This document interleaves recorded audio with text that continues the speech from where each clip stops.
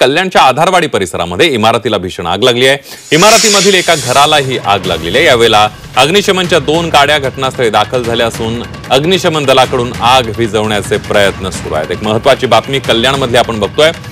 कल्याणच्या आधारवाडी परिसरामध्ये इमारतीला भीषण आग लागली आहे। इमारतीमधील एका घरात ही आग लागली आहे। यावेळेला अग्निशमनच्या 2 गाड्या घटनास्थळी दाखल झाल्या असून अग्निशमन दलाकडून आग विझवण्याचे प्रयत्न सुरू आहेत। आतिश भोयर आपले प्रतिनिधी आपल्या सोबत आहेत। आतिश, कल्याणच्या आधारवाडी परिसरामध्ये काही वेळापूर्वी अचानक आग लागलेली आहे।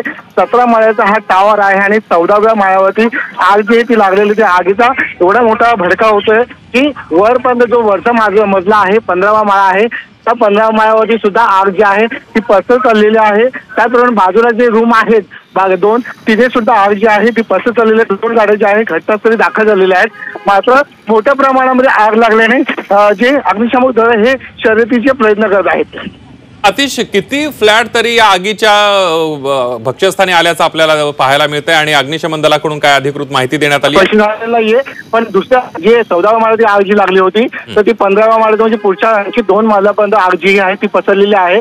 पहिला एक जो 14वा माळा होता तिकडेच्या एका रूम मध्ये आग लागली होती आणि ती आग जी पसरत आता पुढच्या बाजूचे जे 2 फ्लॅट्स होते त्या तिथे देखील आग लागलेली आहे। त्यामुळे अग्निशमन दल आहे, पोलीस आहेत, ते जे आहेत ते घटनास्थळी पोहोचलेले आहेत आणि आगीवरती नियंत्रण करण्याचा प्रयत्न सुरू आहे। अगदी धन्यवाद आतिश दिलेल्या संपूर्ण माहितीबद्दल।